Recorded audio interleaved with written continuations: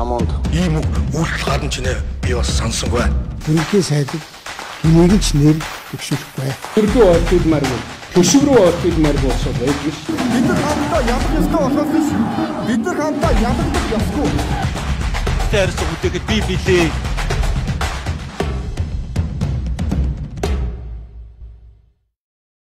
Зарим дэргүй үзэгчтэй энэ телевизэд та бүхэндээ баярлалаа. За энэ телевизээр 5-5 нэвтрүүлгийн энэ 7 хоногийн шинэ дугаар эхлэхэд бэлэн болсон байна. За бид бүхэн студид ярилцахаар за Улсын Баатар, Арчсан намын гишүүн. За манай арчлын бас Ахмад партизануудын нэг гэж олон нийтэд одоо хүлээмж өргөдөж танигдсан, үнэлэгдсэн Эрдэнийн Батуулгыг урьж авчирд байгаа. За танд орой мэнд хүргэе. Баярлалаа орой мэнд. За сайхан аварж байна да. Сайхан аварж байна. Би таны нэг албан тушаалыг мартсан байна шүү дээ. Та нөгөө шуурхай штабын зөвлөх хэвэр байгаа юу? Шуурхай штабын зөвлөх байх вэ? Шуурхай штабын зөвлөлт орсон зөвлөх биш. Тоо таны зөвлөлд орчлоо зөвлөх боллоо л гэлээс. Чи ашгүй харин зөв асуучлаа. Гэхдээ яагаад чи намайг одоо энэ ерөнхий сайдын зөвлөгч шиг, хотын даргын зөвлөгч шиг маш их буруу мэдээлэл тарсан. Бүр гайхмаар. Би зүгээр шуурхай штаб гээд ийм одоо удирдах зөвлөл байгуулад энд орооч л гэж хүсэлтийг л хотын орлогч дарга тавиал. Тэгэл би тэрийн зөвшөөрөөд л ингээд тэр нэг юм хуралддаг байгуулга шүү дээ, тийм ээ. Хагасан бол хуралдаад байгаа. Хагасан бол хуралдаад. Бүхэнд хуралдаад байгаа тэр байгууллагад би бол тэр хуралдаанд л оролцдог. Гэтэ өөрийнхөө үзмжээр оролцсон шүү бас. Би ч нь бол заавал тэрэнд оролцоод байгаа халбгүй. Ийм байдалтай байна. Тэгэхээр яагаад ч намайг одоо тэр штабын зөвлөгч гэдэг юм уу, хотын даргын зөвлөх болцсон байна, ерөнхий сайдын зөвлөх болцсон байна гэдэгт аюу их цуурсан. Ер нь орлогчоор удахгүй очих юм байна гэдэг юм ч бас тухайн үед яригдчихсэн шүү дээ. За тэр харин тийм ээ ингээл одоо ч яг тэгээд цуу яриагаар зугаацдаг болчиход байна л да. Яг тэр зөвлөхийн хувьд Баатар нэг ингэсэн шүү. Би буруу санаагүй бол нийслэлээс илүү эсвэл шуурхай штабаас илүү ер нь бол Батуул зөвлөнө гэж мэдээлэл гарч ирсэн. За тэгээд тэрнээс улбалаад хэвлэлүүд зөвлөх юм байна гэдгээрээ явцсан. За ер нь бол тэгээд ямархуу зөвлөгөө өгж байна, нөхцөл байдал манай хот ер нь ямархуу байх шиг байна да. Яриагаа ингээл хэлээ. Гэхдээ би юуны өмнө ингээд ямар нэгэн мяга төсөл ямар нэг юм ярьж байгаа болвол одоо эхлээд энэ хичнээн ажлын байр болгох юм, татврын баазаа яаж өргөжүүлэх юм, энд оруулсан хөрөнгө оруулалт нь эргээд яаж буцаж орж ирэх юм гэсэн ийм үр ашигын тооцоогоо хийгээч. Мяга төслүүдийг ингэж яриач. Тэгэхгүй бол зүгээр бом фантаз яриад байгаа юм аа. Энийг болооч та нар. Яг тэгвэл наа чин тэгж ярих юм бол бүр хортой болно. Яг тэгэхээр одоо ард иргэдийн амьдрал өдрөөс өдөрт яг үндэ хүндэрч байна. Инфляцаа барьж чадахгүй байна тийм үү? Одоо бүх цахилгаан ахуйн хэрэглгээний бүх хүн өсөж байна. Бараа бүтээгдэхүүн өсөж байна. Гэтэл нөгөө талд нь зүгээр 80-80-ийн одоо хөрөнгө оруулалт аймаар төсөл урд хожид дуултаагүй тийм л төсөл яриад байдаг. 5 их 80-аар богдуулаа нөхлөх гэдэг байгаа шүү дээ. Богдуулаа нөхлөнө гэдэг. Тэгэхээр зэрэг эн чинь хүмүүс сүлдээ гайхаж шүү дээ. Миний амьдрал өдөр бүхэн муудаад иддэг. Тийм үү? Гэтэл тэгээд төрөөг мөнгөгүй байгаа байх гэд бодохдоо зэрэг ингээд 5 их 80-аар богдуул нөхлөх болчиход иддэг тийм үү? Гүн чинь иргэдийн одоо айл өрхийн амьдралын асуудлыг шийдчих ёстой хэмжээний мөнгө төгөл байгаа юм байна шүү дээ. Тийм үү?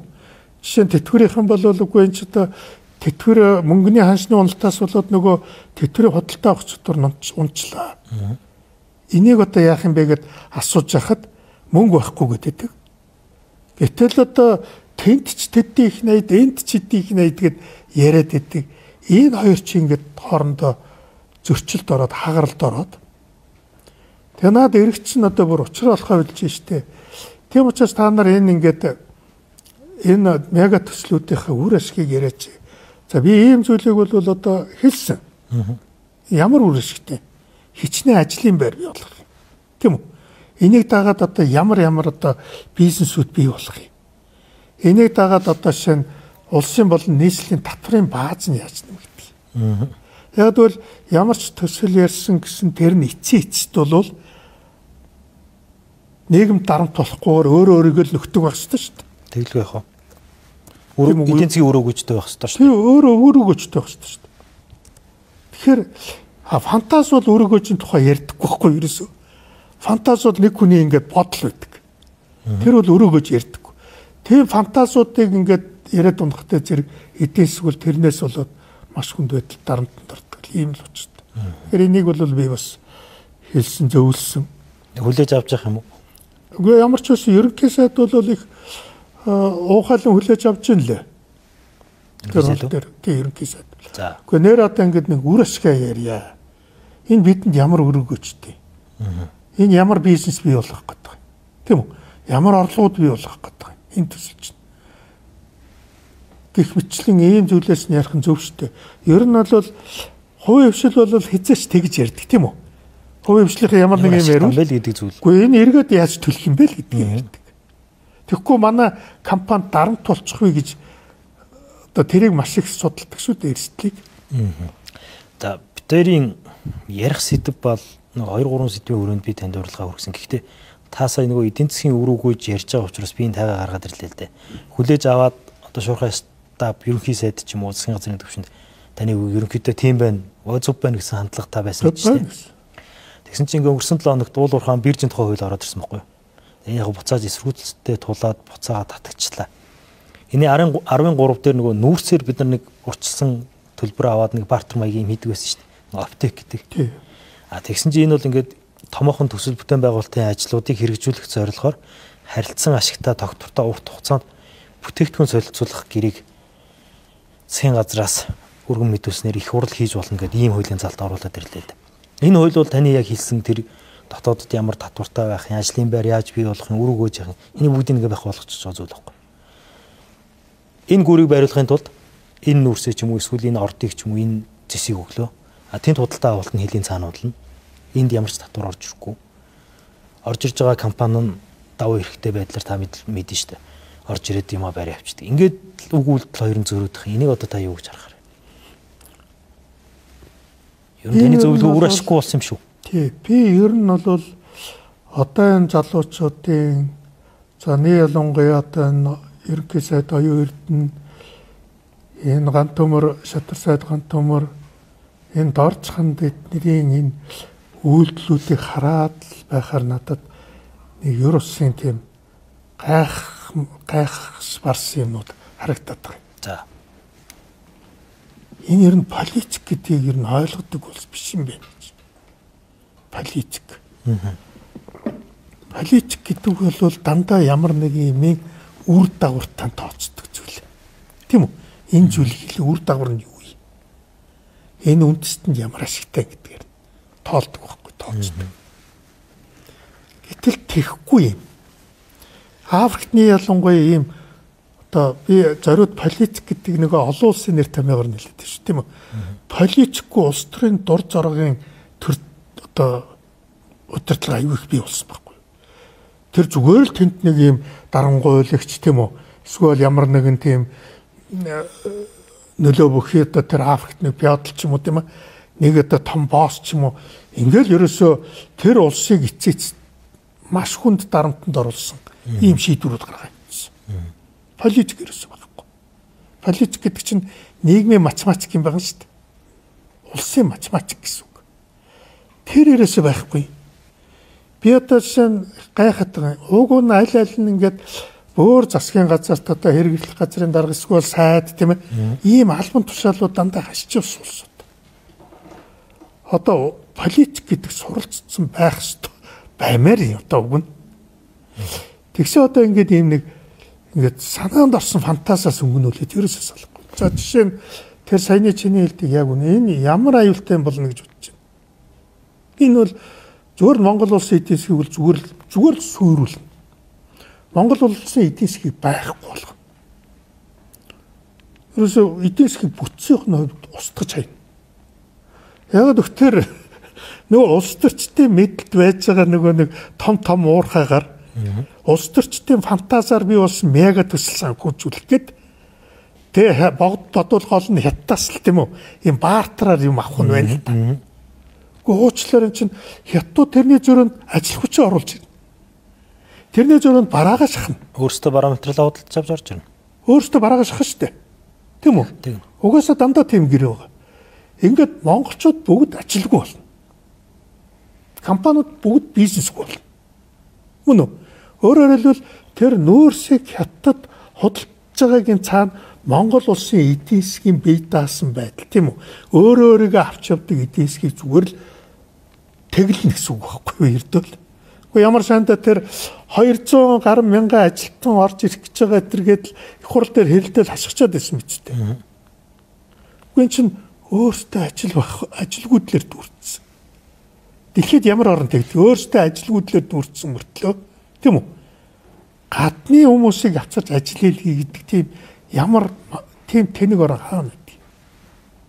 Тэгэхээр наад чинь яг төсөл нэрийдлэр одоо юу гэдэг хятадуудад асар хэмжээний том энэ Монголын зах зээлийг тавьж өгсөн үйл ажиллагаа болж байгаа юм. Зүгээр Монголын хөтөлбөрийн зах зээлийг тавьж өгөх гэж байна тийм үү? Монголын бизнесийн зах зээлийг тавьж өгөх гэж байна. Монголын үйлдвэрлэгчдийн зах зээлийг тавьж өгөх гэж байна тийм үү? Ерөөсөө зүгээр хятадын эдийн засгийн одоо колони болох тухай яриад байна шүү дээ. Тэгээ би гайхаад байгаа яагаад ийм зүйлийг яагаад ойлгож болдоггүй юм бэ гэж. Политик гэдэг чинь тооцоохгүй юу? Өөрөөр хэлбэл энэ төслийг хэрэгжүүлэл манай ажилгүйд ямар аюултай байдалд орох вэ тийм үү? Манай энэ бизнес зах зээл ямар байдалд орох вэ? Мөн үү?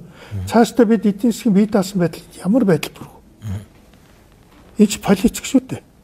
За энэ дэр нэг асуулт байна. Сая таны хэлж байгаа энэ бодлохгүй, политикгүй энэ зүйл мэдээ засгийн газрын авчиртай зүйл дээ. Гэхдээ энийг бариад орж ирж байгаа нь одоо танаа намын гишүүн, танаа намын сайд Тухайн гэдэг хүн ба шүү дээ. Энэ хүн одоо бүр ажиллаа огт мэдэхгүй байгаа юм шүү. Болохгүй бол болохгүйг нь хэлээд бүр болохгүй шахаад дарамтлаад идэх юм бол гараад явдаг ч юм уу. Ийм байдалтай болж явж болохгүй гэж үү? Ер нь гантумар Тухайн болвол Ардчилсан намыг үндсэнд нь үзэл санааных нь хувьд үнэт зүйлтэй институцийн хувьд устгаа хийчих чинь угаасаа. Одоо зүгээр л засгийн газрын хавсраг тийм ээ. Одоо Ардчилсан намыг Ардын намын барьцааны. Тэгээд Ардын намын даргыг юу хий гэснийг хийдэг. Тэр үнэт зүйл бол ерөөсөө хамаагүй. Одоо өөрөөр хэлбэл Ардын намын дарга оюун эрдний хүсэл зориг бол Ардчилсан намын үнэт зүйл болоо өрчиж байгаа байхгүй. Оюун эрдний юу гэж тэрийг хийж байна. Ардчилсан намын үнэт зүйл нь оюун эрдэнэ болж өрчөөд. Чи энэ ямар аюултай зүйл гэдгийг ойлгож байна үү те? Нөгөө хувийн өмчийг одоо нөгөө хувийн өмчийг хамгаалах торгон цэргүүд таацсан нөгөө Ардчилсан нам. Баггүй. Танахан бүгдээрээ албан тушаалаа. Нөгөө улс орны эдийн засгийг колоничлоос хамгаалж явсан Ардчилсан нам яасан. Бид чи 90 онд тэр зөвлөлтийн колоничлоос улс орноо гаргахдаа бид нэр ер нь альцдаг гүрний колоничлт байхгүй. Тийм үү? Олон тулгууртай эдийн засаг руу шилжнэ гэж хэлсэн шүү дээ. Тийм шүү дээ, тийм ээ. Гэтэл одоо манай намынхан одоо яаж нөхөр зэрэг манай намын энэ одоо гант төмөр туваа хөрхөн эдгээр 90 оны үйл явцад оролцож байгаа залуучууд тэр мэдэхгүй юу ийснийг. Энэ 90 онд бид нэр юуны төлөө тэмцэж, юуны төлөө болсныг бид нэр огт мэдэхгүй. Юм байна л да. Уг намынхаа түүхийг хардаг байх ёстой шүү дээ. Тэгсэн чинь одоо ингээд Ардчилсан намын үнэт зүйлийг оюун эрдэнэ солио ажиллаа шүү дээ. Энд ч одоо яаж болдго юм бэ? Ардчилсан намын үнэт зүйл, Ардын намын үнэт зүйл болчлаа л да. Ардын намын үнэт зүйл, Ардчилсан намын үнэт зүйл болчлаа л да. Би бүр зориуд чи анзаарсан үгүй зориуд хэлээд байна шүү дээ үгүй.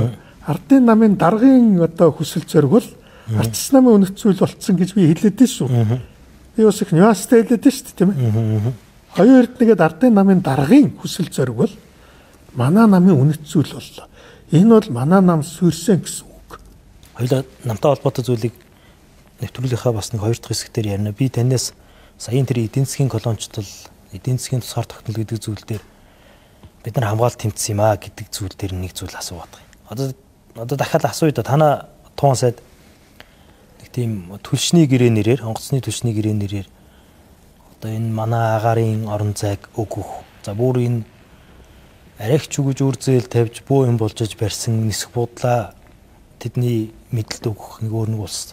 За дахиад үр зээл болжж буу хэрүүлтэй арайч гэж дуусгах гэж байгаа газрын төсний үйлдвэрээ үнгүүдүүлэх бас л нэг юм төсөл барай ороод ирлээ. Та тэр төслийг ер нь харав. Юу гэж дүгнэж байна? За би эхний хэсгийг одоо тэр нэг манай нисэх онгоцны буудалд одоо шатхууны хангамжийн асуудал харахад өөрсдөө тэгж яриад байгаа тийм ээ. Гэтэл тэр гэрээг нь ингээд одоо тэр нийтэд гарч ирсэн гэрээг нь харахаар зэрэг юу тэр шатхууны нийлүүлэлтийн асуудал яриаггүй тийм үү? Энэ чинь нисэх онгоцны буудлын асуудал яриад байгаа юм. Энэ маш одоо айхтар юм яриад байгаа байхгүй. Тэгээ бүр тэр гэрээн дээр одоо тийм за зүгээр нэг компани шатхуу нийлүүлэх гэж юм байж тэгээ тэрэн дээр бүр одоо Москвагийн олон улсын биржээр асуудал шийдвүүлнэ гэж ярьж байгаа. Тийм нөгөө гэрээн дээр. Тийм арбитраар. Олон улсын арбитраар бол тэнд л шийдэх нь шүү дээ. Тэнд шийднэ гэсэн. Би тэгээд энийг хараад энэ туваан одоо гант хүмүүстэр арай энэ бол зүгээр одоо баг хар ухаанаар хинч ойлгож байгаа аюултай зүйл. Тэр гэрээг уусгад одоо бичиг үсэг тайлбарладаг хүн бол мэдээ. Зүгээр л ойлгомжтой. Тийм үү? Энэ юу хийж байгаа нь ойлгомжтой. Зөвхөн Монгол улсын одоо Чингис хаан нисэх онгоцны буудлыг л зүгээр л Оросуудад барьцаанд тавьж өгч байна л гэсэн үг. Тийм үү? Тэдний барьцаанд өгч байна л гэсэн үг.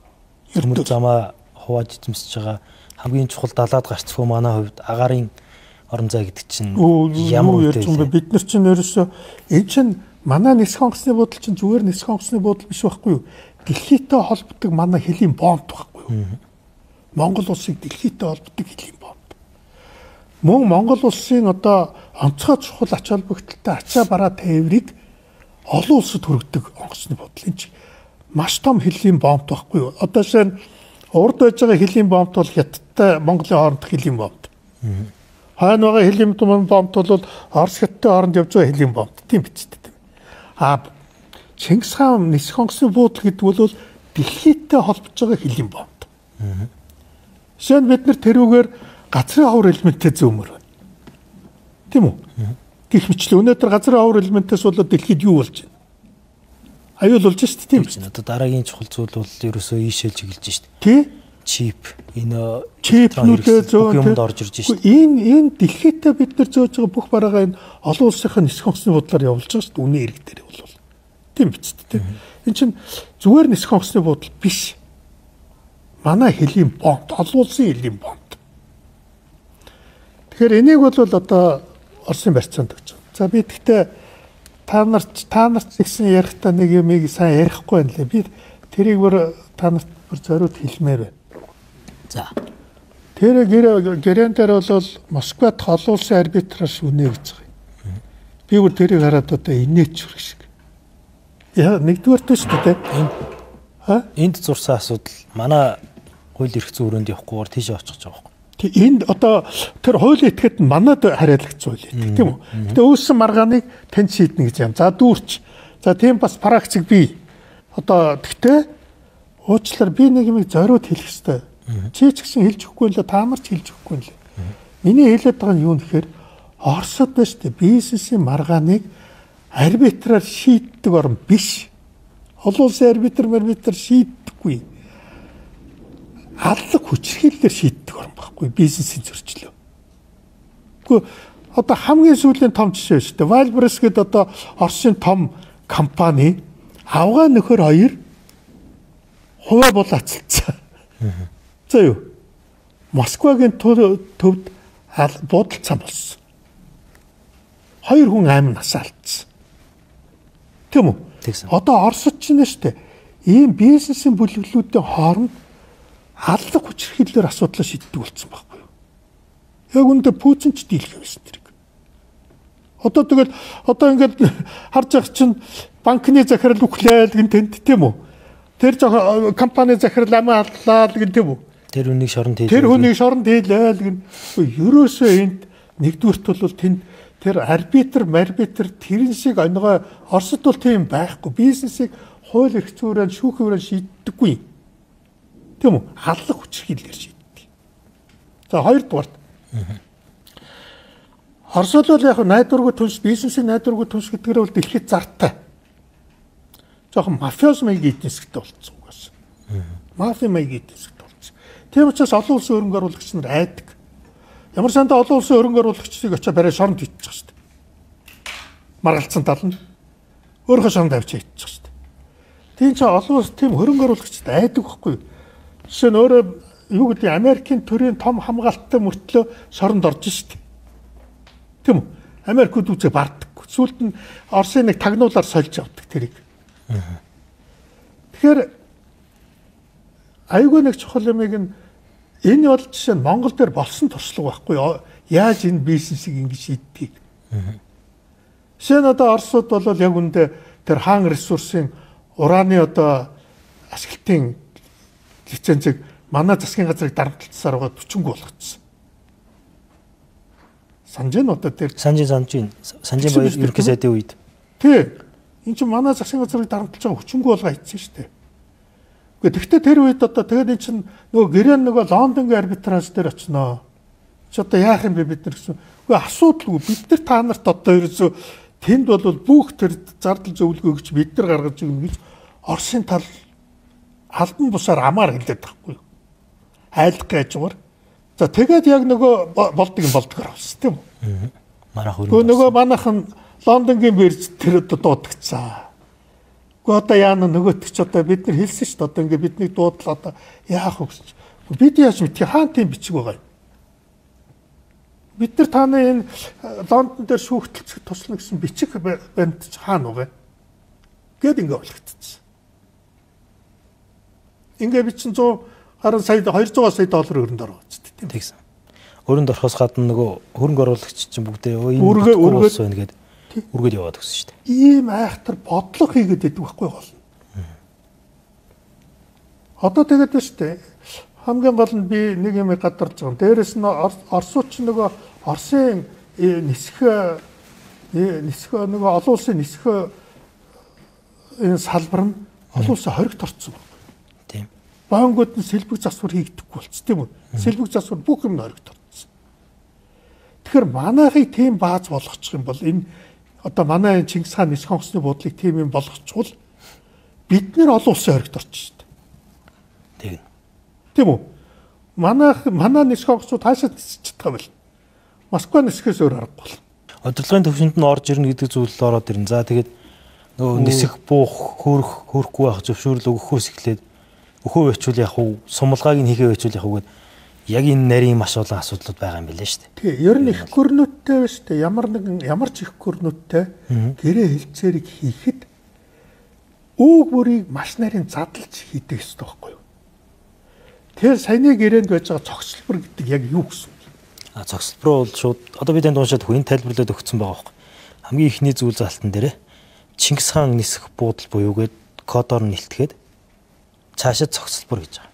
Эхнийхээ заалтан дээр дид бүтцэж байгаа. Цаашаа цогцлбор болоо явчихж байгаа. Тий. Өөрөөр хэлбэл цогцлбортоо би тэрийг зориуд хэлээд байна шүү дээ. Тэгээд туваан одоо ган төмөр хоёр мал аятай. Энэ хоёр бол зүгээр эх орноос урвсан урагч нар яг үнэтэй бол. Одоо танаа нам иймэрхүү хүмүүстэй тэгээд асуудлаа ярьж. Гэхдээ харин одоо бид нар ярих гээд байна. Одоо бид ер нь энэ талаар бүр хатуу ширүү ярь. За. Энэ ч одоо бид нар чинь улс орны гадны колоничлоос чөлөөлсөн нам байхгүй. Одоо бид нар буцаад тийм иргэд хийх гэж шүү дээ. Дараа нь та нар 10 жилийн дараа та нар яаж байгаа юм бэ? Та нар асууж шүү дээ биднээс. Ардын ном гэж асуухгүй шүү дээ. Ардсан намын хоёр яаж байгаа юм бэ та тий? Үгүй та нар яаж байгаа? Та нар ягаад биднэрт олон улсын гол хөлийн бомбтой минь ягаад Оросуудад өгсөн? Тийм үү? Бид нар тэр дэлхийтэй холбогдох гол бомб маань байлаа. Ягаад Оросуудад өгсөн юм бэ? Тийм үү?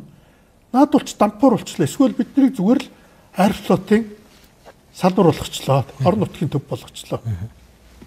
Яаж байгаа юм бэ та нар гэдгийг хинээс асуух юм? Биднээс асуух шүү дээ. Манай намаас асуух шүү дээ. Тийм учраас энэ гантомор энэ туваан гэд би одоо уучлаарай яг үндэ бол яг тийм янз бүрийн хараал эднэр хэл үгээд хэлээд эмэргүй байдаг байхгүй юу? Бас ч нэг ингээд нэг жоохон айтах ярмд. Гэхдээ цохирсон үед одоо новш гэж хэлэхээс өөр аргагүй болдог. Би гантомор туваан хоёр гэж ийм үндэстнийхээ ярих ашиг яг үндэстнийхээ нүдэн дээр оруулж байгаа юм новшнуудыг үзээгүй ирнэ. Яг ч өмнөдөө бол одоо лавл сүүдийн 30 жил таарсан. Яг ард түмнийхээ нүдэн дээр улс орноо худалдаж байгаа ийм новшнуудыг л үзээгүй. Тэгээ тэр нь ядахтаа манай намын удирдлага. Ардсан намын удирдлага. Би зүгээр яхаа Гантуур Тувахоёрыг бол би зүгээр сүултээ бодсоо. За энэ хоёр одоо ирэх биш, нэг нь сайд байсан. Нэг нь орлог сайд байсан. Тийм энэ төрийн ажил гэж мэднэ. Мэдмээр юм уу? Тэгээ манай энэ үндэсний аюулгүй байдлын хууль бий. Гадаад бодлого үзэл баримтлал гэдэг айгүй нарийн хууль байж байгаа шүү дээ. Бүх бит баримтчгууд байж байгаа юм. Аюулгүй байдлын үзэл баримталч гэж бас байгаа. Тий. Тэгээ энийг бүгдээр мэднэ. Энд чинь төрийн хүмүүс бүгд мэддэг, их хурлын гишүүд мэддэг тийм баримтчиг байна. Тэгэхээр энэ хоёр ингээд бүр тэрийг зөрчин манай энэ төрийн дээд шийдвэрийг зөрчин энэ ингэж гүйснийг бол би сүүлдээ ингээд бодоод энэ арай Оросын мафианууд айлгцаагүй байгаа л гэж бодсон. Энэ хоёр нэг үү? Хогч шүү та нар гэж. Яг тэгвэл Оросууд монголчуудыг дандаа айлгах гэдэг. Одоо хүмүүс ил хилдэхгүй болохоос биш энэ ерөнхий сайдын альчлал үеэр ер нь юм л бол загнах гэн штэ. За одоо манай энэ ерөнхий сайд ерөнхийлөгчөөс доодхуудыг бол зүгээр орж ирэл зүгээр тархи толгойг загнана. Дандаа тэгж айлгана. Евразийн хилцээр гээд бас нэг давхар юм орж. Яг ч энэ 22-7 хоногт чинь ингээд нэг юм төвөгтэй нөхцөл байдал байна. Энэ дээр бас хэвлэл олон нийт шүүмжлэлтэй өнцгөө хилэн ихтэй бас хоёр улсын харилцаа гэдгийг бас бодоод хэмжээ хязгаартаа дуурах юм аа бас дуурал явж байна. Энэ Евразийн энэ холбоо эдийн засгийн нэг холбоонд нь ороод бид бүхэн нэг төр хилцээрд орчиж байгаа орох гээд байгаа энэ дэмжигдээд байгаа зүйлийг та ер нь юу гэж харж байна? Гэхдээ харин би тэгээд байгаа хат нөгөө политик гэдэг юмыг одоо яагаад эдгээр мэдхээ байсан юм бэ? Энэ одоо бодлогын тоо бодлого гэдгийг яагаад мэдхээ байсан юм? Жишээ нь яг Евразийн холбоонд орвол яах вэ гэдгийг бас туршаад үзсэн шүү дээ. Яг нөгөө Оростой нөгөө үр тариа гурилын юуг тэглээ үстэ татварыг тэгсэн биз дээ тэглээ. Одоо тэрийг буцаая болохгүй байна. Бүх юм дампуурлаа гэж явж байна. Тэгсэн. Та нар ямар аюултай болсон гэж бодож байна? Тэр одоо энийг нуучаад энэ эрх баригчид одоо ардын нам өөрсдөө ийм хийчихэд амар баясгалан тэргүүтээ улсууд ийм хийчихэд одоо тэрийг дуурахгүй нуучаад одоо атрын 4-р аяа яриа сууж байгаа байхгүй юу? Уг нь атрын 3-р аянаар бид нар асар их мөнгө төгрөг зарж хагаад газар тариалангаа босгоод авсан байхгүй юу? Шинжлээд босгоод тэр нь дандаа ингээд барууны тоног төхөөрөмжтэй тийм ээ. Та нар сэлэнгэд очих юм бол зүгээр л ерөөсөө Европ, Америкийн газар тариалан ямар байдгүй тийм төвшөнд очсон юм шүү дээ манайх чинь. Гурилын үйлдвэрүүд технологи шинжилээд дандаа Швейцарын технологи дээр шинжилсэн шүү дээ. Гурилын үйлдвэрүүд. Оросууд орж ирээд бүр нүд нөрөө дээр гардаг. Тийм газар тариалантай улс. Тэгсэн чинь тэр Оростой гурилын юуг тэглэлээ шүү дээ. Тийм үү? Тэр газар тариалан 6 сарын дотор тэр боссон газар тариалан 50% үнэлтэнд орсон. 6 сарын дотор. 6 сарын дотор шүү. Одоо тэр уналтаа нөхөх гээд Атрын 4-р аян гэсэн зарлцсан ярьж байгаа үстэй. Үгүй чи яаж байгаа юм бэ? Атрын 3-аас сүйтгэж хайчаад одоо Атрын 4 ярьж байгаа гэдэг чи одоо галзуу хүмүүс юм уу? Эдгээр чи ямар хүмүүс юм бэ? Тэгэхээр чи боддоо Евразийн чөлөөт одоо хөдөлтөд гэрээ Евразтай хийх юм бол манай зүгээр л Оросын эдийн засгээрээ суурилж шүү дээ. Мас үйлдвэрлэлтэй газрууд манайх шиг ийм жижиг дунд үйлдвэрлэл маягийн юмыг бол байхгүй юм л дээ. Гэхдээ зүгээр л би ганц гурилын үйлдвэрийг 6 сарын дотор 50% уналтанд орсон гэдэг шүү дээ. Ганцхан гурилын үйлдвэрлэл биш, ганцхан газар тариаллын салбар 50% уналтанд орсон. Одоо энэ чөлөөт эдийн засгийн худалдаанд орох юм бол бид нар жилийн дотор Монгол улс тийм үү? Өөрийнхөө бүх бизнес компаниудыг дампууруулад тийм үү? Юу ч байхгүй бол. Манай энэ бизнесийн төлөөллүүд гэж бас айгүй тийм. Би өөрийн уг нь дэмжиж энэ хүмүүсийг ачаа үүрж байгаа гэж боддог. Өөрсдийнхөө асуудлыг манай энэ бизнесүүд, манай энэ томцол, энэ татвар төлөгчд бол одоо үнэхээр би эднийг хараад байна шүү дээ бүр гайхт энэ эдгээр үнэт зүйл гэдэг ерөөс үнэт зүйлийн тухай ерөөс ойлголт байгаа. Сая л өөрийнхөө 2-3 бараг асуулж аваад тэгэл бүгд чимэг болчихлоо шүү дээ. Хилцээрсэн. Тийм одоо үгүй өндөгөл танаа намын одоо гишүүн хүн гүгээлсэн байхгүй. Тэр Урбаникийн одоо бидний сайн мэдих тэр хүн бас яваал гэсэн байхгүй. Олон хүмүүс яриад байсан. Яг нөгөө хэрэгтэй юмнуудаа асуулж аваад ингээд л манай бизнес шүү дээ. Энэ харамсалтай нь одоо нөгөө социализмаас капитализм руу шилжсэн одоо энэ шилжилтийн үеийн бизнесүүд шүү дээ. Жинхэнэ бизнесүүд байж чаддаггүй юм байна. Өөрөөр хэлбэл үнэт зүйлтэй бизнесүүд. Өнөөцөлтэй бизнесүүд гэдэг юу хэлж яах вэ гэхээр зэрэг бусдын хувийн өмчийг хурааж бусдын бизнесийг булааж байгаа бол дараа нь минийхийг булаана гэдгийг ойлгодог байхгүй юу? Тийм үү? Тийм учраас нийлж тэмцдэг тэд нар. Чи солонгос ямар гэж бодож байна? Өмнө солонгосын бизнесүүд бол бизнесрүүл халтсан л байх юм бол тийм ээ бүгдээрээ нийлээд үзэн штэ. Тэр жил Австралиуд бүр засгийн газар огцруулж ирсэн. Яг бол Австралийн ерөнхий сайд нь уулуурхаа дээр татвар нэмэгдэхгүй юу? Манай их шиг тийм 68% татвар гэдэг нэг алдартай татвар шүү дээ. За. Тэр шиг юм ерөнхий сайд нь зүгээр л хэлцээ. За юу? Ер нь ингүүл зүгээр юм байна гэсэн тийм маягийн хэлсэн чинь ерөөсөө тэгэл Австралийн одоо бизнес ерөөсөө зөвхөн уулуурхаахан биш дээ. Хувийн хвшлэн тэр чигтээ үтсэн шүү дээ. Тэгэхээр энэ үнэт зүйлтэй капиталистуудыг л энийг хэлдэг байна. Энэ ингээд та үр ашигын талаар сая ярьлаа шүү дээ. Энэ ярилцлагын ихэнд. Тэгээ энэ төр хэлцээрд ороод макро эдийн засгийн хувьд одоо манайх дотоодын нийт бүтээгдэхүүн маань яаж өсөх юм бэ гэхээр 0.2%. За нөгөө 30-ыг харьцах 1 гэдэг худалдааны энэ нэг тэнцэлтэй байгаа нөхцөл байдал маань сайжирна гэдэг. Энэ нь яаж өсөх юм бэ чинь 0.9%. Ийм хэмжээ одоо та жишээлбэл ерхий сайдын төвчөнд юм уу эсвэл яг туван сайдын төвчөнд байлгад яг ийм үзүүлэлттэй гантамөр сайдын оронд байвал яг ийм үзүүлэлттэй гэрэг барьж явах уу? Энд өсөлт 1% хүрэхгүй шүү дээ. Үгүй харин тийш 0.1% хүрэхгүй. Тэгээ би ямар сантай хэлээд л чинь ингээд би болоос үлдээ энэ эрүүл ухаангүй ийм үйлдэлүүд хийгээд байхаар энэний шалтгаан нь ерөөс Оросын цаанаас талд дарамт байх шиг байна. За энэ дээр дахиад нэг асуулт байна. Одоо нэг ийм зүйл байна. Одоо бид нар их савладаг ард түмэн юм байна. Сая өнгөрсөн нэг 10 жилийн хугацаанд бид бүхэн ингээд хятад шиг ийм муу хүмүүс байхгүй явж ирлээ шүү дээ. За одоо бол ингээд хандлагыг харахад Оросын холбооны улс шиг ийм бид нар цаад татварчулж байгаа улс байхгүй юм шиг бас юм яриа өөрөө гарч эхэлж байна. Тэгээ ингээд нарийн харахаар яг үнэндээ одоо сая энэ Евразийн хэлтсээр дээр Батцэг сайдын хэлээд байгаа зүйл нь Оросын холбооны улс энд орооч гэж манад нэг ч хүсэл тавиагүй. Бид нар өөрсдөө явж гин гэдэг. Тэгэхээр Оросын нэрийг эсвэл Хятадын нэрийг барьсан манай өөрсдийн ашиг сонирхол, бизнесийн ашиг сонирхол энэ юмнуудын ард байгаа юм шүү. Түлшин дээрч энэ хэлтсээр дээрч тэндээсээ ингэж албаар манайхыг дарамтлаж асуудлыг үүсгэх гэдэг тийм үү? Манай энэ улс төрд явж байгаа энэ бизнестэй холилдсон нөхдүүдийн ерөнхий чиг хандлага нь юм байдаг юм уу? Та энэ олон жилийн дундад явсан үний үед. Чи маш чухал одоо асуулт асуулаа. Үнэхээр улс төрч түүхээр гэж харах хэрэгтэй. Оросууд ер нь их гүрнүүд за тэр дотроо бүр Оросууд гойд өөрийнхөө бодлогыг тэр улсын хүмүүсээр дамжуулж тэднэрээ өөрсдөр нь хэлүүлж байгаа юм шиг ингэж явуулж ирдэг. Харахаар монголчууд асуудал тавиад байгаа юм шиг. Тийм үү? Гэтэл тийм үйл ажиллагааг доогуур нь хийцэн байдаг. Энэ бол ерөөсө Оросын гадаад бодлогын нэг аюулгүй чухал арга зүй шүү. Технологи юм уу? Технологи. Дандаа нөгөө цаагуур нь явуулж хийдэг. Жишээ нь зүгээр түүхийн гамшиг юм шүү дээ. Одоо жишээ нь тэр асар том хэлмэгдүүлэлт боллоо шүү дээ одоо. Яг үүндээ Сталин шаардаад сургагч нар авцраад Оросын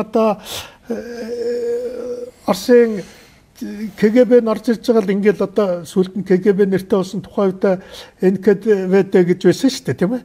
Тэд нар нь орж ирж байгаад яг ингээд манай төрийн бүх удирдагч нарын хажуу сууж байгаад тэг хүчилж байгаад хийлгцэн зүйл байхгүй юу? Хийхгүй бол өөрсдөө алнаа л гэсэн байхгүй юу? За их гүрнүүд нээлэнгүй Оросын дээр ийм айхтар муха залтай мэддэг. Тэгээ дараа нь үгүй энэ монголчууд одоо би энэ аимшигтай өнөөсөн гэсэн ийм яриа суучих жоохгүй. Бид яасан юм бэ? Тийм үү? Гэхдээ одоо ингээд яг л их гүрэн олон улсын өмнө хариуцлага хүлээхгүй тулд ингэж болтдаг. Тийм учраас жижиг гүрний ийм новшнуудаар дамжуул дандаа хийдэг. Тийм новш нь хангалттай байдаг. Одоо яг үүндээ бат цэцгийн хэлтгийг л хэлэн дараа. Бид ямар та нарыг оргисон юм? Манай эдийн засаг дампуурсан байна гэж бодвол тийм үстэй. Манай бүх юм сүйтсэн. Тэгээд бид ямар тэгш юм уу гэдэг. Гэхдээ тэгээд Орос үнэхээр тийм чөлөөт эдийн засгийн тухай ярьдаг юм уу, чөлөөт худалдааны тухай ярьдаг тийм одоо бодлоготой мөн гэхээр зэрэг одоо тийм үндсүүлэлтэй бодлоготой мөн гэхээр худлаа байдаг байхгүй юу? Жишээ нь Монгол хятадтай чөлөөт худалдааны гэрээ хий гэхэд ил далдаар бүгдийг зогсоолгосон шүү дээ. Хятадтай чөлөөт. Яг бол монголчууд хятадтай чөлөөт худалдаа байвал тэрбум 500 сая үнэтэй зах зээл байж шүү дээ. Тийшээ гарья гэдэгхгүй юу? Тэгэхэд Оросууд ил далдаар өөрийнхөө тэр төлөөний новчнуудаар дамжуулаад тэрийг зогсоож ирсэн байна. Тэгээд яахаар одоо тэгээд өөрсдрүүгээ хийх гэж шахаад байгаа байхгүй. Тэгээ би сая хэлж энэ л авгаа мэдээ. Гэхдээ зүгээр л бид нар сая Бац цэцэг сайд дээр очиж харахад яд юм бэ чинь. Газар тариалангаа сая 50% ногсон шүү дээ. Тийм биз. Тэгээд яг үнэндээ бол манай газар тариалангийн бүтээгдэхүүн манай юмнуудыг авахтаа наадвал чинь тарифаар хориглохгүйгээр 20 цэргэд янз бүрийн юмар хориглоо хийчихдэг байхгүй. Шаардлага, чанарын шаардлагаар хориглож. Чанарын шаардлагаар хориглождаг байхгүй. Харахаар ингээд боломж нээж байгаа юм шиг. Боломж нээж байгаа юм шиг мөртлөө яг цаана танаа шүлхий байдаг. Тийм үү? Гэт ингээд чанарын шаардлагаар хорчдөг байхгүй. Бас шүлхийн ч бас яагаад байгаад гэдгийг бодож үзмээр санагдаж байна. Бодож үзэх ёстой шүү дээ. Яагаад шүлхий байгаад байгаа юм? Яг л нэг хэсгээр гарчдаг. Яг л тухайн яг л нэг хэсгээр гардаг. Нэг юм дээр болоод байдаг. Яагаад ингэж байгаа юм чинь? Тэгэхээр энэ бид нар гэж та далд яваа олон үйл явдлыг харахгүй, тооцохгүй. Далд яваагаа хар.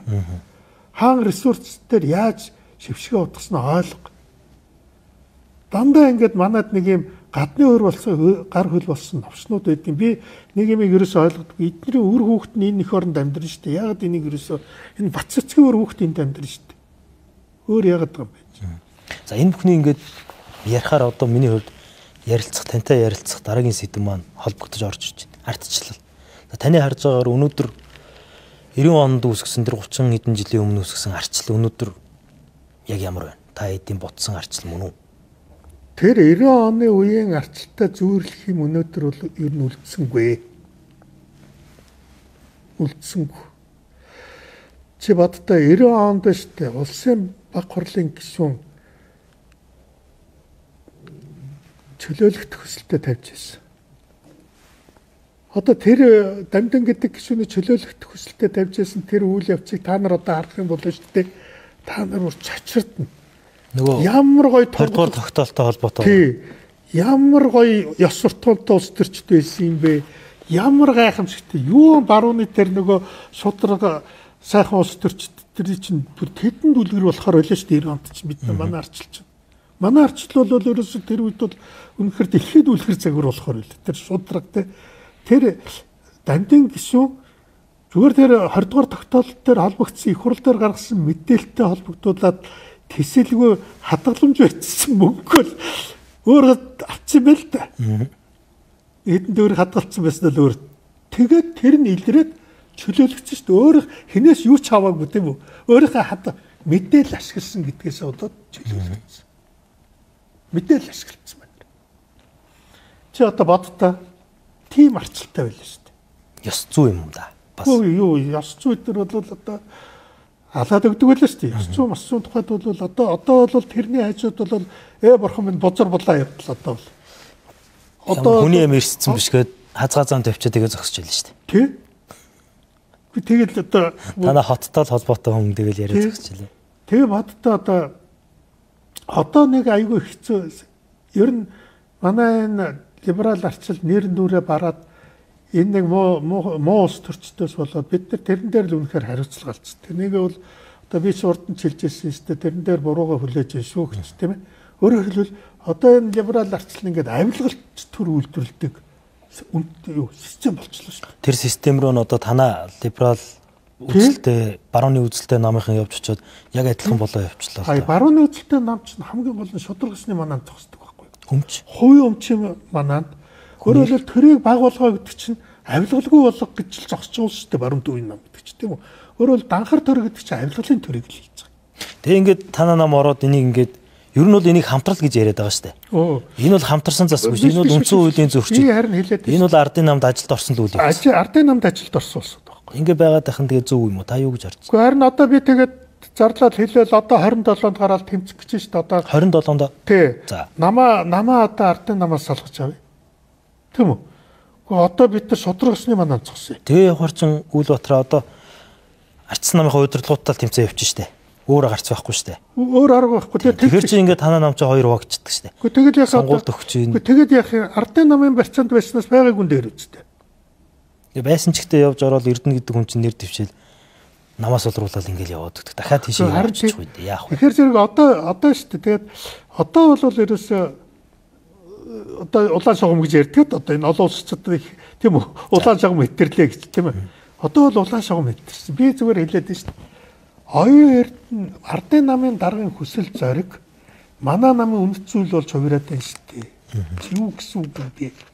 Тантай хамт гараад улаан шугам давлаа гэдээ явах танаа намын ер нь хэдэн хүн байна. Ер нь ихэнх нь ажилд орсон. Миний өнгөрсөн хугацаанд харж ирсэн тэр үзэл санаанууд ер нь бүгдээрээ ажилд орсон юм уу? Цөөхөн байсан. Цөөхөн байсан. Гэхдээ 90 онд бид анх эхлэхдээ 13 байсан юм шүү дээ. Энэ тэмцэл энэ хувьсгал яаж хийдэг туршлага надад бол зөндөө байна. Би ардын намаас салгаж авна. Салгаж аваад зогсохгүй одоо хувьсгал хийнэ. Хувьсгал. За энэ ямар хувьсгал байх юм бэ? Энэ ба шүү дээ. Би ч энэ хувьсгал гэдэг үгнээс айдаг болсон шүү. Өнгөнгийн юм байна. Харин тийм ээ энэ одоо эсвэл энэ тогтолцоогоо ерөнхийлөгч рүү солилцъя гэл ингээд ярьцгаар буруу болчих гээд идэв шүү. Бас нюанстай асуугаад. Энэ нэг юм болоод байгаа. Ер нь данхар төрийг халах хувьсгал гэж ойлгоч. Данхар төрийг тийм ээ. Авилгалын төрийг халах хувьсгал гэж ойлгоч. Тэгээд бид нэр шүү дээ. Одоо үзэл санааныхаа анхны их усрлөө очиё гэж байгаа. Тэгээд юма тунгаан бодож үзлээ. Би тэгэд одоо ингээд ер нь тунгаан бодож үзлээ. За. Ингээд бодоод үзэхэд бол анх бол ерөөсөө энэ баялаг бүтээгчдийг хамгаалахын тулд парламент гэж бий болсон байхгүй юу? Үнэ. Хааны дур зориг, хаан хувийн өмч рүү халтсан, хүний юм булаас нь дээрэмдсэн авилгал аваа салхаа байсан. Тийм үү? Тэр хааны авилгал авдаг, хүний өмч хөрөнгийг хураадаг, тийм үү? Тэр өөрийнхөө эрх мэдлийг данхайлгадаг. Тэр юмных нь эсрэг анх тэмцсэн тэр хүмүүс парламент байгуулсан байхгүй юу? Парламентын үүссэн түүхэн тэр юм. Үнэ үү? Тэгээ энэ парламент бол нэг 200-300 жил явсан. Тэр авилгалт одоо хаан гэдэг чинь төр байлаа шүү дээ, тийм үү? Тэр төрийн авилгалын эсрэг, тийм үү? Төрийн тэр одоо хүний хувийн өмч эрх рүү халтаж байгаа тэр хүчрхийллийн эсрэг л тэмцэж энэ парламент үүссэн шалтгаан юм. Тэгэхээр одоо бид ийм парламент ясруу шилжих ёстой л гэдэг. Намайг одоо нэг ялангуяа монголчууд хувьсгал гэдэг үгнээс айх хэрэггүй. Тэгээд бол бид нар чинь 50% хувьсгалт хийх талаараа бол дэлхийд загвар болсон улс шүү дээ. Тийм нэг хувьсгалыг бас ингээд одоо нэг өчтөрч гэсэн яригдж байгаа ингээд нэг юм жагсагчд төлбөртэй болоод тэр нь бүр тэр бомтнууд болоод жагсаал үнцэнгүй болоод гарч ирсэн жагсаалыг итгэхээж байлаа яг үннийг хэлэхдээ. Тийм. Тэрэн шиг ингээд хувьсгал гэдэг үгийг хүн болгоно хэлээд одоо танаа намын бацаантан хүртэл хэлээл ингээд яваад л байна. Тэгэхээр бас асууя гэж бодчихлаа асуугаад юм л да. Одоо ингээд нэг ийм зүйл байна. Алдаа гаргасангаа та үед ойлгож байгаа хүлэмж өрж байгаа. Тэгээ ингээд бүгдээрээ эргээ харахаар танаа арчлагчид ер нь муу нэрлүү данс зүүцсэн хүмүүс л байна. Тэгээ ер нь дахиад итгэх болов яаж явах бол залуу үеэ яаж татж оруулж ирж энэ үзэл санаагаа өгж явах юм бэ? Хамтууд бол найдвар багтаа болцсон баг шүү. Итгэлийн хувьд. Улс төрд нэг гайхалтай юм байна. Хүмүүсийн тачаадаж ядал болсон. Тийм үү? Аргаа вардсан энэ хүсэл зориг дээр чи зогсож чадвал тийм үү? Хүмүүс чамайг дагна. Ядвал хүмүүс боломж гарцныхаа төлөө явдаг амьд. Тийм үү? Энэ одоо бадтай яг үндэ энэ авилгал татсан төр тийм үү? Энэ хувийн өмч бизнес рүү халтж байгаа явдал энэ залуучуудынхаа эрх хэрэгчлөөрөө дор зоргоор халддаг явдал эдэрт чи яг үндэ түүртэд нь шүү дээ. Одоо сүүлийн үед бол ер нь нэг хэсэг нь айлаа тийм үү? А нөгөө хэсэг нь бол одоо яг үндэ онлайнд бол байнга цуглаан болж байгаа шүү дээ. Интернет дээр бол байнга л цуглаан болж байгаа шүү дээ. Тийм биз дээ. Тэрийг очиод харах юм бол бүр ингээд тачаатцсан байж шүү дээ. Тийм биз дээ. Тийм ээ. Одоо энэ бодит хүч гарч болох Бид нар бол тэгээд мэдээж хэрэг би бол яг 90 онд хийдгээ хийсэн тийм үү. Тэгээд энэ арчлаа хариуцлагатай авч яваагүй та нар залуучууд буруу гэд хэлчихэд амархан надад. Тийм биз дээ тийм ээ. Ингээ хэлчихэд амархан. Гэхдээ эн чинь би зүгээр тэр нэг тодорхой цаг үед тодорхой нэг ажил хийгээд яваад өгье л гэж хэлээгүй шүү дээ тийм биз дээ тийм ээ. Өөрийнхөө энэ хүссэн тэр эрхчлөөтэй нийгмийг л байгуулъя л гэж тэмцсэн шүү дээ. Тэгэхээр тэр чинь аюулд орчлоо шүү дээ. Одоо шинэ лавгааг одоо юу гэдгийг одоо ингээд зүгээр ингээд шүүмжлээд одоо юу гэдэг шүүмжлэв ш зүгээр жинхэнэ сэтгүүлчийн мэрэгжлийн ажлыг хийснийхэн төлөө чөлөө төвлөлийг дарамтлаж байгаа юм бол тэгвэл би яах гэж 90 онд тэмцсэн. Тийм үү? Хувийн өмчийг дарамтлаж байгаа юм бол одоо хувийн өмчийг булааж авдаг яс тогтж байгаа юм бол тэгвэл би 90 онд яах гэж тэмцсэн. Шин одоо эргээд Оросын колони болох гэж байгаа ч юм уу, Хятадын колони болох гэж байгаа юм бол тэгвэл бид нар яах гэж 90 онд тэмцсэн. Мөн үү? Бид нар энэ олон улсад одоо дэлхийд дээр гарцуулсан ганц одоо хөлийн бомбтой бид Оросуудад алдах гэж байгаа юм бол 90 онд бид нар яах гэж тэмцсэн тэгвэл. Энийг одоо танаа шинэ үеийн залуучууд ер нь яагаад ойлгохгүй байна. Арчлыг ер нь ардсан намын шинэ үеийн залуучууд төдийгүй энэ залуучууд ер нь ойлгож байна арчлын үнцнийг. Ойлгохгүй байгаа. Ер нь бол нэг юм яриа байдаг ч тийм нөгөө хувьсгалыг ухаантнууд нь хийж тийм үү бэртгчнүүд нь завшдаг гэж тийм үү. За тэр бол одоо яг энэ арчлын үйл явц тэрийг их нотлоо шүү дээ. Энэ 30 жил бол эмпирически нотлоо шүү дээ. Одоо бүр туршлагаар нотлоо шүү дээ тийм ээ. Нэрээ хувьсгалыг ухаантнууд нийт юм байна тийм ээ. Бэртгчүүд нь завхруулт юм байна гэж. За тийм юм болцсон. Тэгээд яг одоо манай залуучууд бол яг үндэ тэр улс төрд явж байгаа ерөөсө цор ганц шалтгаан эцэст явж байгаа нүцгүүний юу гэвэл карьер хөөх гэж бизнес хийх гэж. Тийм үү? Эрх мэдэл мөнгө хөөж байна. Эрх мэдэл мөнгө зүгээр л ерөөсөө тэр үнэт зүйл бол биш. Тийм үү? Тэр залуу үе гараад ирсэн. Тэр залуу юу шүү дээ тийм ээ тэр зүгээр л бизнес нь болж ивэл карьер нь болж ивэл бусад зүйл бол тэдэнд хамаагүй. Жишээ нь би одоо ингээд биднийг залхамжлаж гарч ирж байгаа нэг залуу ихнийгээ хараад асар их баярлж ирсэн. Одоо энэ Өнөр баяр Тэмүүжин тийм үү? Манай нөгөө Эрдэнэт прокурор одоо энэ намын өтер гэл тийм үү? За тий манай энэ үнц.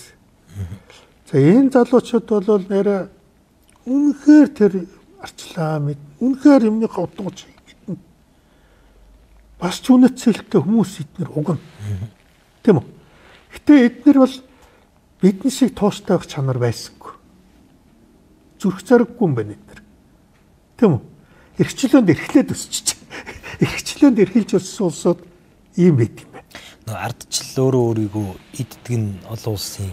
Харин тийм арчил өөрийгөө идчихлээ. Нөгөө сонгогдсон дарангуул руу сонгуул нь өөрөө аваад очдөг нь бас л арчлын дутагдал юм да. Тий. Таны хувьд одоо энэ нэг сонгогдсон дарангуул гэдэг нэг юм яриад байна. Дээрээс нь энэ арчлаа алдчих хэв шинжүүд манад байгаад байна. Надад бол тэрийг харж байгаа хэд хэдэн өнцгүүд байна. Таныг юу гэж харж байгааг би бас нэг сонсоод үзэгчид бас энийг анхааралтай сонсох болов гэж бодож байна. Минийхаар бол одоо бол өстэй ингээд яг үндэ либерал арчлал тийм үү? Энэ авилгалч улс төрчдөөс болоод авилгалч улс төрөөс болоод ингээд нэр хүндээ бол үндэ алдлаа. Тийм үү? Нэр хүндээ алдлаа. Одоо бол энэний тогтсож байгаа нэг шалтгаан нь бол бас ч хүмүүс нэг юу юугууд энэний оронд одоо дарангуул гарчна гэж айгаад байна л да тийм үү? Бас дарангуультад гарахаас болгоомжлоод байна. Тийм үү? Яг бол дарангуульд байгаад үцсэн учраас дарангуулыг хүсэхгүй шүү дээ. Гэтэ нөгөө либерал арчлал нь авилгалч төр үйлдвэрлээд салхаа байлаа шүү дээ. Төр данхаад эдийн засгийн нэг авилгалч хэсэг авилгалчдыг нөгөө хэсэг авилгалчдаар солидог болчиход ерөөсөө. Уг нь яг нарийнда либерал арчлалд байгаа юм биш л дээ буруу нь үнэ эрэг дээр бол сонгогчдод байгаад байгаа. Яг үнэнтэй бол. Гэхдээ очоод эн чинь тэр сая одоо ингээд сонгуулиар хамгийн их авилгалд холбогдсон улсууд л сонгогдож шүү дээ. Энд дээр нэг дахиад асууж байгаа. Сонгогчдод мэдээж буруу бол байхын үед байж болно. Нөгөө саналаа хөдөлдөг ч юм уу зөв үнийг дэмжих гэнэ. Гэхдээ итгэжсэн хүн өмнө зөв байсан тийшээ очихоор шал өөр хүн болчиход шүү дээ. Энийг одоо юу нь яаж хийдэг? Гэхдээ харин тэгэхээр зэрэг жишээ нь бол би түрүү хэлээ. За ингээд хүнд итгээд нөгөө нь өөр болоод явчихжээ. Гэтэл сонгогчид энэ талаар бол тэр хүн ахаад нөгөө өөр болоод сонгогчдоос уралсан ахиж очиж сонгогдод байгаа байхгүй. Тэгэхээр л сонгогчдод асуудал. Тий, өөрөөр хэлбэл ингээ харахаар сүулдэ яаж нөхөр авилга бүр ингээд хамгийн их авилгалд толбогдсон хүмүүс нь сонгогдоод байна. Хамгийн их сонгогчтой холигдсон улсууд ахаад очиж сонгогдоод байна.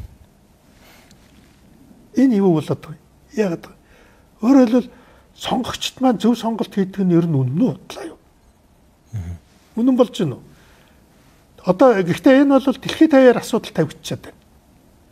Трамп гэдэг хүн чинь яг энэний үзэгдэл болоо гараад ирсэн байхгүй юу? Өөрөөр хэлбэл ингээд ийм авилгалч данхар төр үйлдвэрлэлээ салхаа байсан нөгөө либерал арчилж. Тэгээ хүмүүс итгэл алдчихад. Чи ганц Монгол биш. Тэгэхээр зэрэг одоо биднэрт биш тэ хүмүүст ингээд яг барин 50 гарцтай юм хэлэх хэрэгтэй. Тийм үү? За хувийн өмчийг хамгаалдаг баялаг бүтээгчтэй эхлэн ээлжинд хамгаалъя. Тийм үү? Яг бол авилгал өгж авж байгаа газар чинь баялаг үйлдвэрлэгчид улс төрчтэй хооронд болоод байна шүү дээ. Авилгал өгөх шаардлагагүй баялаг үйлдвэрлэгчид тийм эрх тарах өгчвөл. Лавга тийм эрх тарах өгчвөл өөрөөр улс төрчдийн одоо дарамтаас бүрэн чөлөөтэй байх. Ийм бүрэн эрхт байдлыг бид баялаг үйлдвэрлэгчдэд өгчих юм бол энэ том компаниудад өгчих юм бол энэ татвар төлөгчдөд өгчих юм бол тийм үү? Тэд нар хизээс улс төрчдөд авилгал өгөхгүй. Өгдөг чинь тэд нар шүү дээ. Энийг одоо яаж бий болох вэ? Өнөөдөр манай дээр үүсэж байгаа нөхцөлийг та хэлчихсэн. Одоо ингээд манай энэ том компаниуд бүгдээрээ улс төртэй хамааралтай болсон. Бизнесээ өргөжүүлэхдээ дандаа улс төрийн гар хөлийг ашиглаж хэрэгжүүлдэг болсон. Бүр өөрийн төлөөллөлттэй болчлоо. Эннийхээ үр шимийг одоо нэг кармагаа өнөөдөр хүртэж байгаа байхгүй. Нураалгаж гин, дээрэмдүүлж гин, муу нэр зүүж гин, асуудалд орж гин. Өнөөдөр бүгдийн нэр цохоод асуудалд оруулахад MCS-с гадна бүх газар асуудалд ороход бэлэн байж шүү дээ. Одоо энэ нөхцөл байдлыг яаж сармжуулах вэ?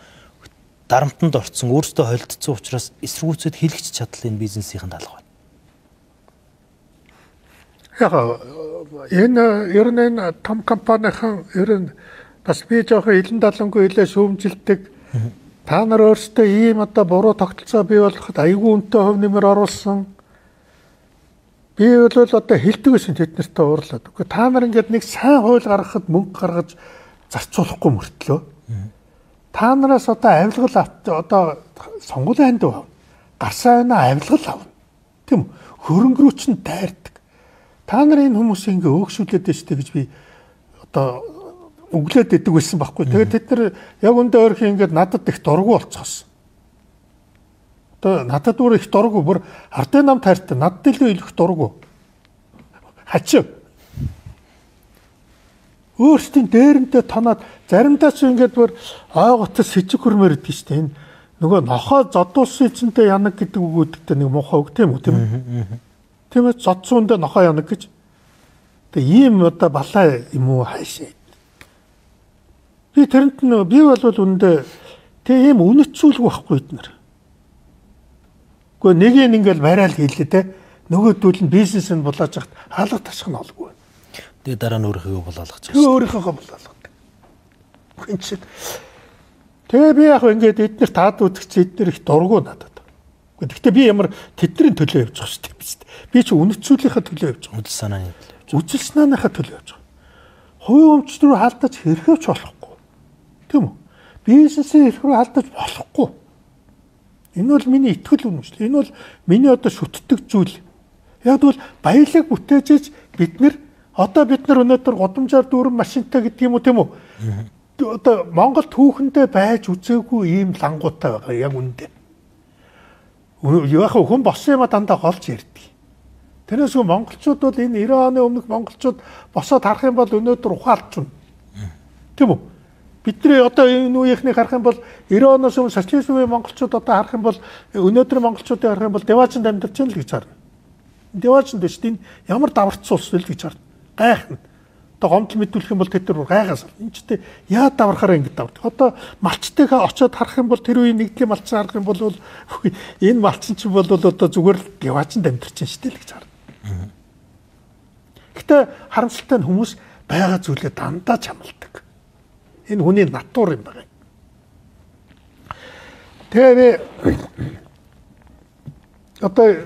Тэгэхээр энэ бүгдийг чинь энэ баялаг бүтээгчд хийж өгч шүү дээ. Жишээ надад одоо би бүр хэлдэг байхгүй. Надад одоо намын худалдааны сүлжээг одоо надад хариуцуулах юм бол би 3 хоногийн дотор л дампуурна. Үгүй юмтай байх юмаа аваад явах гэдэг чинь бас аюулгүй чухал чанар байхгүй. Энэ хүмүүс чинь одоо тэр намын худалдааны сүлжээ гэдэг чинь бол өстэй өдөртөө хэдэн тэрбумны зардал гаргадаг тийм ээ. Амар том ачгүй. Хичнээн мянган хүн ажиллана тийм биз дээ. Тэрийг аваад явна гэдэг чинь хэрийн хүүхдийн хийдэг одоо хэрийн аав хүүгийн хийдэг ажил биш ээ. Энэ бол баяр сайхан хийж чадж байгаа ажил. МСС энэ зөндөө юмнуудыг хийлээ тийм ээ. Энэ МСС л хийж чадна нэг. Чаддаг учраас өдний өрсөн байхгүй. Тийм биз дээ. Тэгээ энэ их том татвар төлөгч чинь шүү дээ. МСС ч одоо өдөртөө 10 хэдэн тэрбум өлөө хэдэн тэрбум ч гэлээ татвар төлж идэг одоо. Тийм үү? Энэ томцолч одоо ингээл энэ том компани байна. Тэгээ тэрүүгээр нь бид нар тэтгэр цалингаа тавьж байгаа үстэй. Тэрүүгээр нь бид нар энэ нийгмийн амьдралыг аваа явж штэ. Тэгсэн чинь хамгийн зөв юм нь юу харагдаж байна вөхөр? Бацаанд ингээд ястай улсад нэг ширхэгч татвар төлж үзээгүй дээ энэ дурак. Тийм үү? Энэ Жэнко бол ер нь татвар төлдөг юм уу? Энэ одоо ер нь том компани дотор татвар мод төлдөг гэж байна шүү дээ бас. Тийм шүү дээ. Гэхдээ энэ туваа мован гэж ер нь татвар төлдөггүй. Энэ одоо энэ чи хараад лагаараа. Ерөөсөө энэ баялаг бүтээдэггүй, татвар төлдөггүй улсууд дандаа хүний өрн хураанаг дайр. Нөгөө баялаг бүтээгчд рүүгээ дайр. Өөртөө чадахгүй. Тэгэхээр энэ одоо эднээс би хэлээд шүү дээ. Би өөр өнгөрсөн намар хэлсэн. За энэ баялаг бүтээгчдүүгээ дайрсны горыг удахгүй амснаа эдийн засгч нь будаа болно гэж. Яг бол баялаг бүтээгчтэй баялаг бүтээдэггүй дээрэмдэгтэй зэрэг эдийн засгч нь сүрдэх юм байгаа ч. Тийм үү? Тэгэхээр бид нар ойлгох хэрэгтэй. Арай гэж энэ нэг үндэсний хэдэн том компаниуд эдгээр чинь мундагтаа авч яваад байгаа юм аа. Тийм үү? Үнэхээр энэ чинь өдий зэрэг хөлгсөн. Тэгж ярих юм бол жишээ нь МСС өнөөдөр өдий зэрэг хөлгсөн. Тэгж ярих юм бол BHP-ийн 5 толгой гэж хаяа гарсан юм шүү дээ. Австралийн BHP. Тэгсэн. Ямар ч хэрэггүй хаяа гарсан төс. Манай аж ахуйн нэгжүүд нийлж орж авсан. 5 толгойг шүү дээ авах компани олддоггүй шээ. 2000 оноос өмнө 5 толгойгийн лицензийг авах ёстой ямар ч амт олддоггүй л. Тэгээ өдний зэрэг боллоо шүү дээ. Нэг жижигхэн булангийн аваад шүү дээ. Нэг жижигхэн булангийн аваа. Энэ Батүл дараа энэ ер нь бүгдээрээ л үл санаагаа ойлгож байгаа. Тэгээд арчсан намын төлөөлч бай, ардын нам, за хүн нам, иргэний зөргийн ногоон нам гэдэг энэ бүх улс төрийн нам дээр байгаа улс төрчид ярьдаг зүйлээ яг тэр нэг үзэг бариад, тамга бариад даргын суудлал дээр суухаараа өөрчлөгдөд явчихдаг юм биш үү дээ. Энэ хандлага одоо жишээлбэл үнэт зүйлгүй хүмүүсийн хандлага. Энэ ерөөсөө үнэт зүйлгүй хүмүүс юм байдаг байхгүй юу? Гудамжинд байхаар арчилсан байгаад ддэг. Тийм үү? Эрх мэдэлтэй болохоор дарангуйлагч болж өрдөг. Төрийг ашиглаад. Тань дээр нэг хэрэг мэрэг үүсгэсэн яваал та нэг бариад лээсэн. Тэр ер нь одоо ер нь ямар шатандаа явж ийн тэр. Үгүй тэр чинь хэрэгсгүй болцсон. Тийм шүү дээ. Тэр чинь нөгөө нийслэлийн давж чадах сүлдээ шүүхээр олоод прокурор шившгээ хутгаад тийм ээ. Үгүй тэр чинь хэвлэл мэдээллийнхэн битүү байсан. Тэр одоо та нар ингээд юмыг дандаа мартчих юм аа. Энэ их олон үйл явдал донд ч бас ингээ мартагдах зүйлүүд бас байна. Тэр нээлт тусч тэр шүүх болсон. Бүрэн нээлт тус. Хэвлэл мэдээллийнхэн иргэд зааланд бол чөлөөт орсон. Хүн дүүрэн байсан. Бүгд байсан.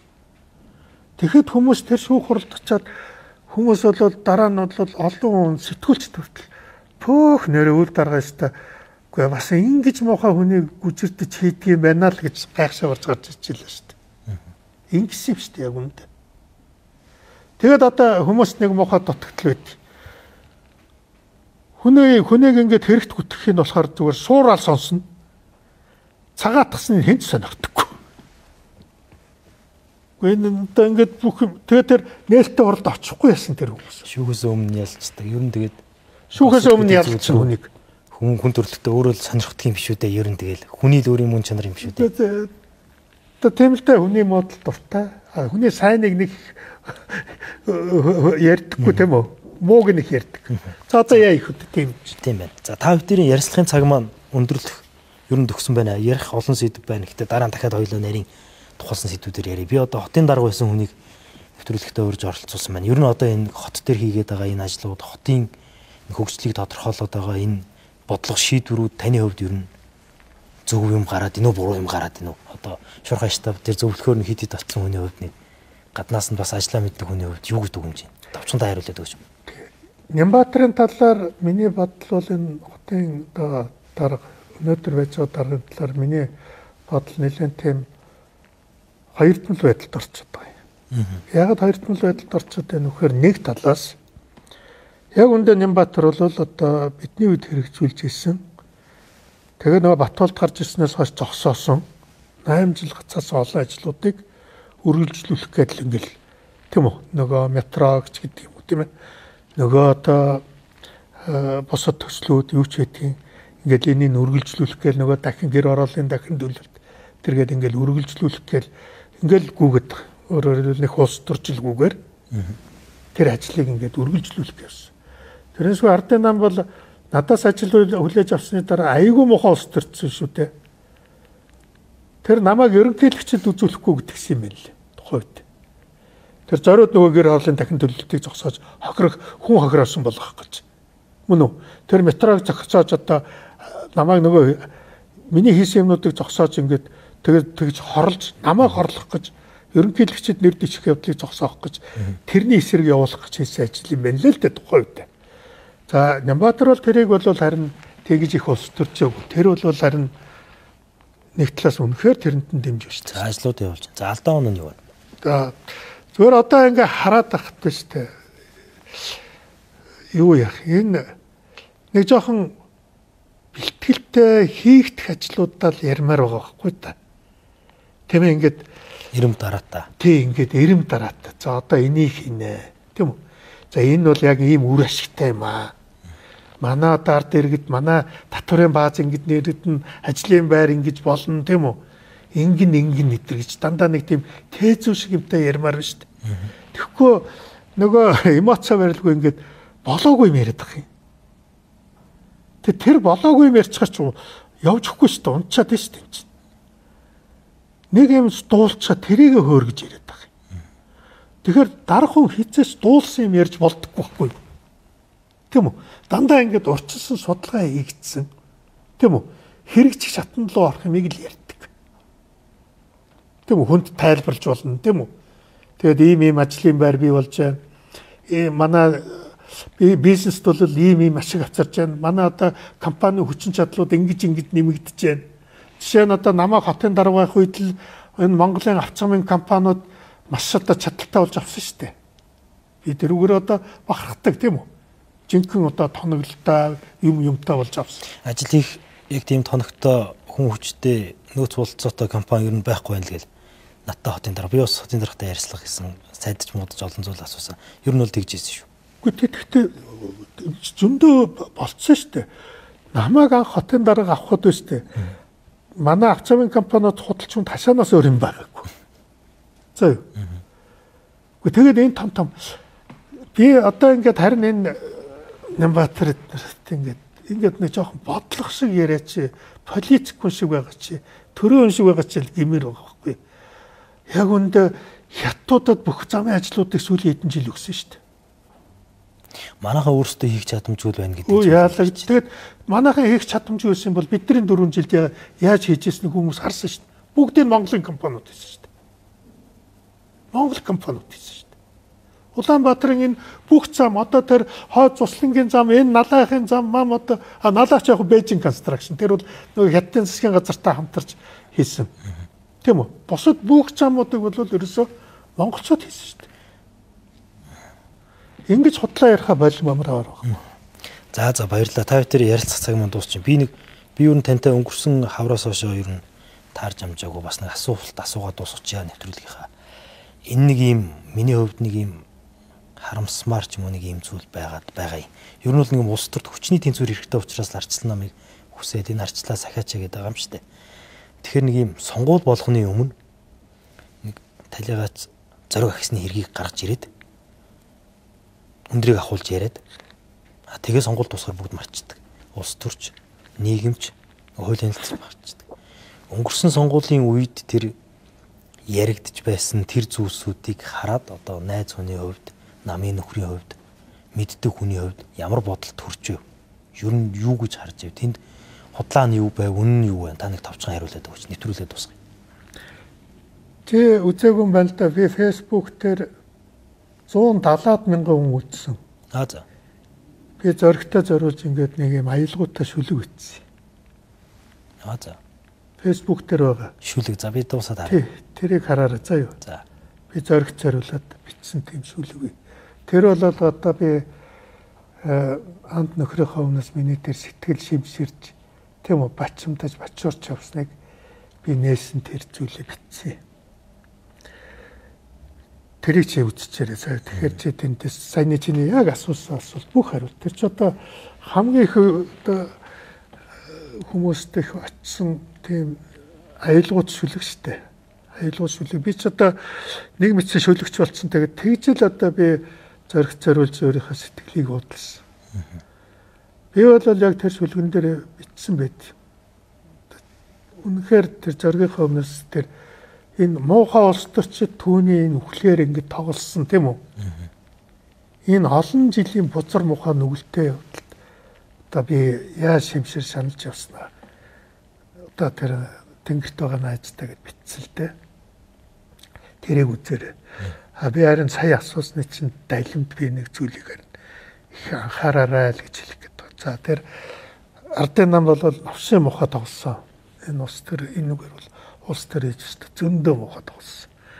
Өстө бүр хийгээч салахгүй. Би одоо бүр дандаа харамсдаг шүү дээ. Тэр зоригийг бүрлэгсний дараа бол нийгэм тэр чигтээ энэ бол ардын намын хэрэг хийсэн хэрэг гэж бодож байсан байхгүй. Шууд л тэгж юм очоор авсан байхгүй. Ардын нам руу дайрал гэдэг жагсаал хүртэл байна. Юу тэр үед ардын намын цагаан байж чадахгүйсэн байхгүй. Таа үгэлж болиулж ирсэн мэт гэж. Би болиулсан. Би тэр бүх тэр нийгмийн тэр аимшигтай муухай чочрлыг би намжаасан юм байхгүй. Тэрэндээ харамсаж байна гэж юу? Би одоо энэ ардын намын зоргийн маань хэрэгээр ингэж олон жил тоглож одоо би бүр энд нь би хорсоод одоо бүр үнэхээр харамсдаг. За тэр намайг бол одоо элдвэсээ минь үтсээ за тэр бозортой мохолсоо бид нар бол. За тэгтээ одоо яг би улс төрчөөний хувьд одоо нэг тийм хувийн гомдол яриад явж явах хэрэгтэй юм биш л дээ үгүй. Энэ бол миний одоо улс төрч хүний хувьд л байж болдог зүйл шээ. Би зүгээр нэг юм хоёр ерөнхий сайд энэ бол Эрдэнэтэй холбоотой хэрэг шүү гэж хэлсэн. Тэрэн дээр л их одоо би тэрийг сонсоод би энэ ерөн цаана энэ гадныхан байсан биш үзэл гэж их болгоомжлоод байгаа. Тийм учраас би бол туваа маа нэг бас жоохон бодоод байгаа. Та нар одоо аюултай шүү. Би түрүүнээс хойш хэлээд байна шүү дээ. Тийм үү? Орос оронд бол шүүхээр асуудал шийддэггүй бизнес асуудал тийм үү? Дандаа аллах хүчирхийлэлээр шийддэг. Энийг туваан битээ мартаар гамт өмрөө хэрэгжил би хэлмээр байна. За баярлалаа. За дараа би тантай дахиад бас нэг арчлалын үндэсний асуудлаар тусдан дахиад нэг ярьцлах хийх хүсэлтэй нэвтрүүлгийнхаа үеэр тавь хоёлаа бас нэг олон нийтэд энэ нэг яагаад энийг энэ хөө өмчийг энэ арчлаас ахих ёстой юм бэ? Яагаад энэний төлөө олон хүмүүс зүтгэдэг юм бэ? Энийг алдчихвал бид нар яах юм бэ? Ямар нөхцөл байдалтай алдчихж байгаа юм бэ гэдэг дэлгэрэнгүй сайхан. Би яасан дэлгэхэд бизнесүүдтэй л үнд зүйлтэй байгаа ч та нар байна. Үнэт зүйлгүй байснаас олж энэ гайг амсан шүү дээ. Тийм биз дээ. Хөө ичээхээр дараа нь өөрт нь бусаал. Тэгэл дуусах бүх зүйл дээр. За баярлалаа үзэгчтэй. Энэ телевизтэй хамтсан та бүхэндээ баярлалаа. Лавгийн тав нэвтрүүлгийн энэ 7 хоногийн дугаар энэ төрөд өндөрлж байна. За бид бүхэнтэй студид Улсын Баатар, за Арцсан намын гишүүн, за Шуурхай штабын зөвлөх биш ээ. Зөвлөлт нь ажиж байгаа. Зөвлөлийн гишүүн. За зөвлөлийн гишүүн. За Энийг одоо энэ намайг нэг тийм зөвлөхийг л их зориуд болгож яриад байгааг би ер нь энэ их санаатай бодлого байсан юм шиг нийслэлийн намын даргын зөвлөх болгоод би ер нь тэр сургаанд л орсон юм шиг байна. За баярлалаа. Тэгээд эх 7 өдрийнхөө дугаараар эргээд уулзъя. За бид хоёр энэ арчилтай холбоотой дээрээс нь улс төрд болж байгаа үйл явцтай холбоотой олон зүйлсээр бас санал бодол солилцлоо. Тэгээд нэвтрүүлгийн цаг маань харамсалтай ингээд өндөрлөж байгаа юм байна. За урилга хүлээж авсан танд баярлалаа. Танд амжилт. За баярлалаа үзэгчдээ эх 7 өдрөд уулзъя. Батулга над түмнийг өөмөнд самуунд ийм үйлдэл гарна ч нэ би бас сансангүй. Бүрэнхий сайдыг энийг ч нэр төвшүүлэхгүй. Төрдөө ойлтуулмаар юм. Төшөв рүү ойлтуулмаар болсоо байж ш. Бид нар хамтдаа ядах ёстой болохоос биш. Бид нар хамтдаа ядагдах ёсгүй. Тэрс үдээхэд би билээ.